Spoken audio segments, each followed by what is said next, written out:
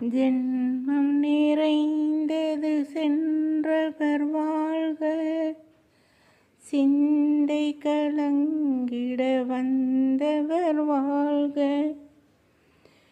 நீரில் மிதந்திடும் கண்களும் காய்க, நிம்மதி நிம்மதி இவ்விடம் சூழ்க. ஜனனமும் பூமியில் புதியது இல்லை, மரணத்தைப் போலொரு பழையதும் இல்லை.